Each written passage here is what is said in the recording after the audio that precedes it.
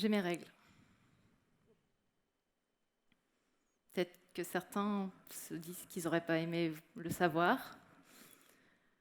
D'autres se disent que ça n'a rien à faire au début d'une intervention TEDx. Peut-être qu'il y en a quand même quelques-uns qui se disent « Waouh, elle est badass, celle-là, elle ose le dire ». Ou d'autres qui sont en train de se demander si peut-être j'ai un peu mal et que c'est pour ça que je vous le dis. Alors je vous rassure tout de suite, je n'ai pas très mal aujourd'hui. Mais par contre, effectivement, je suis un petit peu plus fatiguée que je peux l'être d'habitude. Et il y a un avantage à cette situation. C'est que je suis un petit peu moins stressée que ce que j'aurais pu être dans le reste de mon cycle. Et c'est de ça dont je vais vous parler ce soir. À quel point le cycle menstruel peut être une ressource quand on le comprend. Alors, messieurs, ne partez pas tout de suite. Ça peut vous intéresser aussi. Alors déjà, il y a des hommes qui ont un cycle menstruel, puisque les hommes transgenres sont nés avec un utérus et peuvent vivre un cycle menstruel. J'en profite pour dire qu'il y a aussi des personnes non binaires qui peuvent vivre un cycle menstruel, donc qui ne se reconnaissent ni hommes ni femmes. Il y a aussi des hommes cisgenres, donc qui sont nés avec un pénis et pas avec un utérus, qui vivent des fluctuations. Et il y a à peu près 24% des hommes qui vivent des fluctuations qui ressemblent fortement aux fluctuations du cycle menstruel. Ça s'appelle le syndrome du mâle irritable. Voilà. Et pour les autres qui ne se sont pas sentis concernés jusque-là, j'imagine que vous vivez à proximité ou pas très loin de personnes qui vivent un cycle menstruel et que du coup, ça peut peut-être quand même vous intéresser. Alors, je m'appelle Gaëlle Baldassari et j'ai décidé de réhabiliter le cycle menstruel. Rien que ça.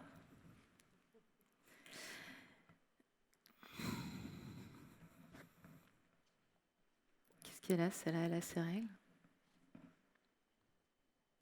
Cette phrase à elle seule justifie que personne ne fasse ce que j'ai fait au début de cette conférence.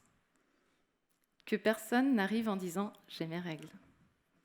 Parce que soit ça discrédite la colère des femmes, donc en fait, si elles sont en colère, c'est parce qu'elles ont leurs règles, soit ça discrédite le cycle menstruel qui serait censé ne générer que des colères chez les femmes. En tout cas, dans tous les cas, il n'y a rien de très positif qui sort de ce regard, et donc on a de très très bonnes raisons de faire en sorte que personne ne sache où nous en sommes dans notre cycle menstruel.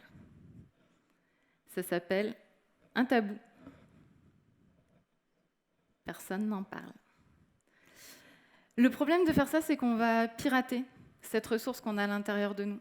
Parce que la nature fait bien les choses, et a priori, on a tendance à penser, sauf pour les femmes. Pas de bol.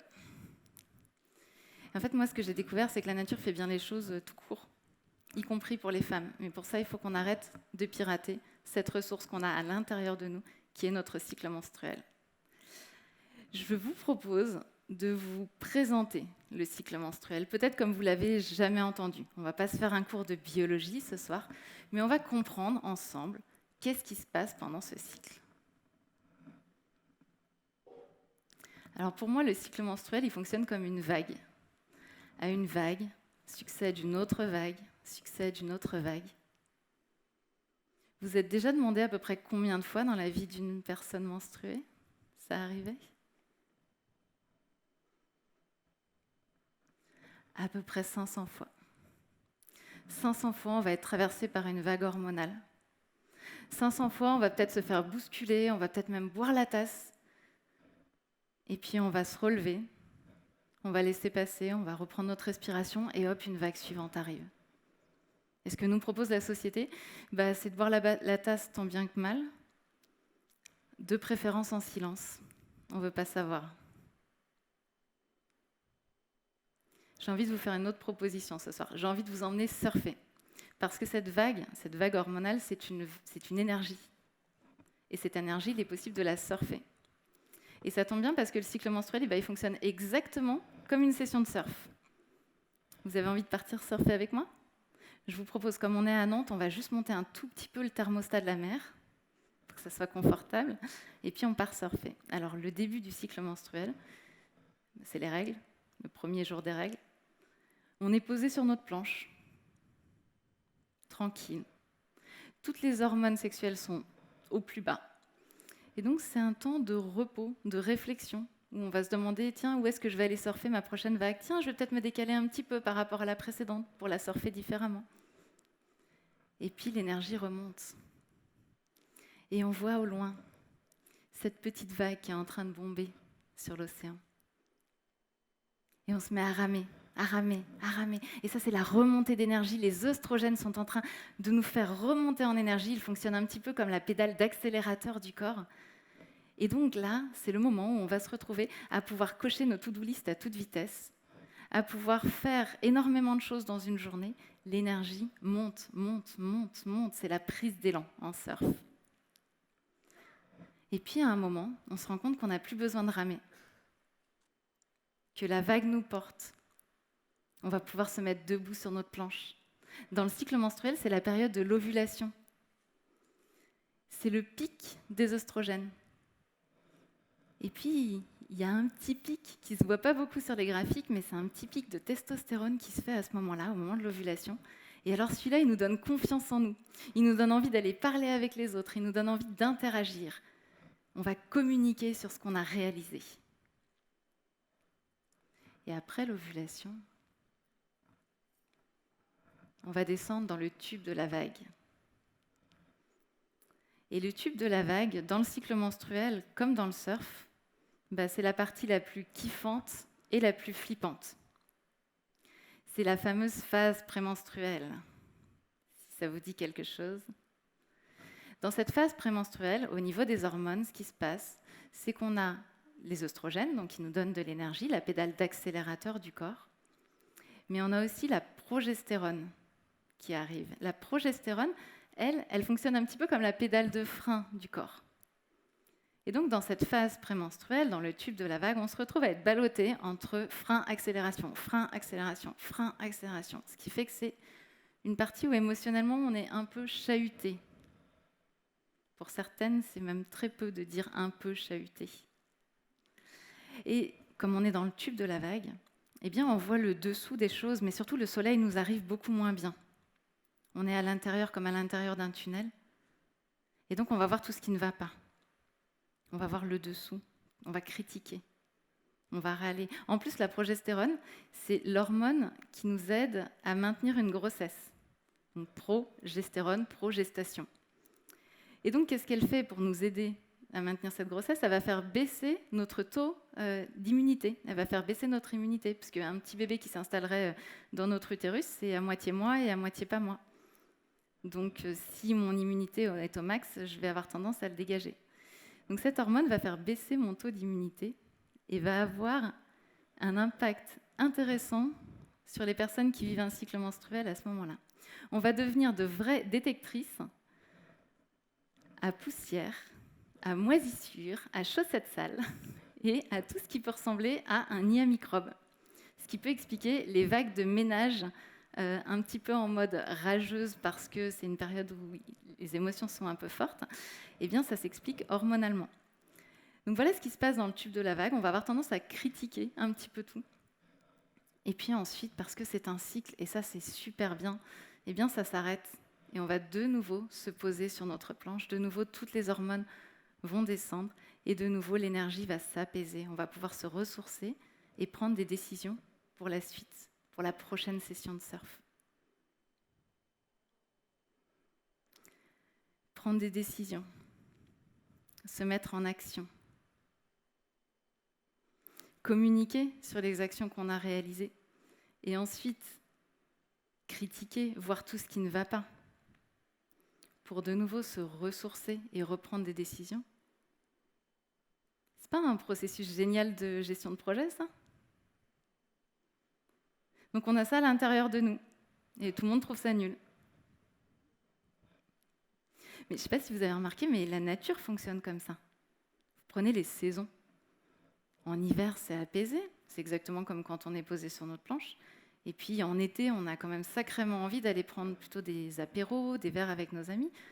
Et puis on le voit bien, la nature, les abeilles butinent, il y a de l'interaction, comme quand on est debout sur notre planche. Donc en fait, tous les cycles fonctionnent comme ça. Si vous regardez même un jeune enfant, le cycle de la vie, un jeune enfant, il a énormément d'énergie, il est vraiment dans sa phase de prise d'élan. Et puis, au fur et à mesure de la vie, on voit qu'il y a de moins en moins d'énergie. il y a une période où l'énergie va être plus posée, et puis ensuite, il va y avoir moins d'énergie. Tous les cycles fonctionnent comme ça. Et puis le cycle menstruel, on considère que lui, il n'est pas très intéressant. Alors que moi, j'ai envie de vous dire le contraire, parce qu'en fait, il a une durée qui est super intéressante. Parce que1 an, c'est sympa pour poursuivre des projets. Mais entre 12 et 13 fois dans l'année, ça fait entre 12 et 13 projets qui peuvent être supportés par le cycle menstruel. Donc on a un gestionnaire de projet gratuit, disponible H24 pour nous, et puis nous, on a appris à le pirater. On a appris à le pirater parce qu'on a dit aux femmes non mais quand tu critiques, tu nous saoules, quoi. Justement, c'est en général, d'ailleurs, je vous le dis entre nous, parce qu'on n'est pas très nombreux ici, mais en général, le moment où on dit qu'est-ce qu'elle a, celle-là, elle a ses règles, en fait, c'est pas le jour où elle a ses règles, c'est 2 jours avant les règles. C'est quand on est dans le tube. Donc, effectivement, quand on est dans le tube de la vague, parce qu'on se permet de critiquer, parce qu'on se permet de râler, de dire qu'il y a des choses qui ne nous conviennent pas, eh bien, on va nous dire qu'on est hystérique. D'ailleurs, je ne sais pas si vous savez, hystérique, ça vient du mot utérus. On va nous dire qu'on est chiante, on va nous dire qu'on a nos règles. Donc, on a tendance à essayer de le bloquer, de ne pas le montrer, jusqu'au moment où ça explose et où ça sort un petit peu, comme on dit en Bretagne, en distribile, un peu dans tous les sens. Quand on est fatigué, quand on aurait besoin de se reposer, eh bien c'est pareil, on a tout de suite peur d'être traité de feignante, ou oui, de feignante, je pense que c'est le bon mot. Et du coup, eh bien, on se retrouve à surjouer quelque part, même quand on est fatigué. Donc en fait, quand on a envie de critiquer, on essaye de s'accrocher à un sourire jusque-là. Et quand on est fatigué, eh bien, on se met un coup de pied aux fesses pour pouvoir se mettre en énergie. Sauf qu'en faisant ça, on pirate le processus. Puisqu'en faisant ça, eh bien, on ne profite pas de la période où on pourrait regarder ce qui ne va pas. Et dans un projet, c'est quand même super pratique de regarder ce qui ne va pas. Et on ne profite pas de la période où on pourrait se ressourcer. Et dans un projet, c'est quand même intéressant de se ressourcer. Parce que justement, si on a un objectif, un vrai objectif ambitieux, pas un petit objectif. C'est vrai que moi, avant de comprendre mon cycle menstruel, cet objectif, je me disais, OK, pour l'atteindre, il ne faut rien lâcher. Donc je vais y aller à fond, à fond, à fond. Chaque jour, il faut que j'avance vers mon objectif. Chaque jour, ne rien lâcher. Et oui, j'atteignais mes objectifs. Mais un jour, j'ai fait un burn-out. Parce que j'étais épuisée. Parce qu'un système qui se repose jamais, c'est pas un système qui est durable. Le problème, c'est qu'il y a pire qu'un burn-out. Mon médecin, quand j'ai fait ce burn-out, il m'a dit « Chaque rechute de burn-out sera pire que l'événement précédent. » Et là, je me suis dit « Ça, c'est pas possible. » Vivre pire que ce que j'ai vécu juste avant, je l'imaginais pas. Et donc, je me suis mise à avoir peur de la rechute. Donc, quand je travaillais un peu tard le soir, de façon motivée sur un projet, en me couchant, je me disais « Oh, fais attention. Là, tu vas peut-être faire de nouveau un burn-out. Tu t'engages sur un projet. » Et puis, quand je m'autorisais à me reposer, je me disais « Oh, fais attention, parce que qu'est-ce qui dit que tu ne vas pas descendre dans la dépression ?» Et donc, j'ai mis ma vie dans un tunnel, pas trop vite, pas trop doucement, pas trop vite, pas trop doucement. Et c'est clair que je me protégeais d'un nouveau burn-out. Mais qu'est-ce que c'était chiant, mais chiant. Et quand j'ai compris comment fonctionnait le cycle menstruel, j'ai compris que j'avais une assurance anti-rechute de burn-out à l'intérieur de moi. Parce qu'en le suivant, il y a des moments d'accélération et j'en profite et je peux vous dire que j'y vais à fond sans me poser aucune question, mais il y a aussi des moments de ressourcement. Et ces moments-là, je les prends aussi. Et je m'autorise à me poser sur le canapé avant 21h. Je m'autorise à faire une micro-sieste en début d'après-midi si j'en ai besoin. Et c'est la deuxième façon d'arriver à un objectif. C'est d'y aller en acceptant qu'il y ait des fluctuations. Des moments d'accélération et des moments de ressourcement. Et maintenant, quand j'arrive à mes objectifs, je suis encore en état pour en poursuivre de nouveau. Et on ne va pas s'arrêter là. Alors le cycle menstruel, donc, c'est un gestionnaire de projet. C'est une arme absolue anti-burnout. Et vous continuez de penser que c'est quelque chose de nul ? Alors, je me suis fait une promesse le jour de la naissance de ma fille. Je me suis dit que je voulais changer le monde avant ses 18 ans. Je veux que tout le monde sache que le cycle menstruel est une ressource avant qu'elle ait 18 ans. Aujourd'hui, elle a 6 ans. Donc, il me reste 12 ans pour changer le monde. Je ne vais pas y arriver toute seule. Ce que je vous propose, c'est de m'aider. Alors, la première chose à comprendre, c'est, on l'a vu au début, le cycle menstruel, il est tabou. Et un tabou, c'est un consensus social de silence. Donc, ça veut dire que là, tout de suite, entre nous, on peut décider qu'on explose le consensus et qu'on se met à en parler.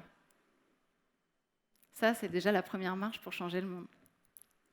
La deuxième, c'est diffuser les informations sur le fait que c'est une ressource. On nous a tellement dit que c'était un truc qui nous pourrissait la vie, qu'il fallait cacher, que c'est engrammé à l'intérieur de nous. Donc si vous avez été convaincus par ce que je vous ai présenté aujourd'hui, n'hésitez pas à en parler autour de vous. Parlez de cette session de surf absolument extraordinaire qu'on peut faire pour atteindre nos objectifs sans s'épuiser. Donc voilà ce que je vous propose, c'est d'en parler, le plus vite possible, parce qu'il ne me reste que 12 ans pour que le monde change. Merci.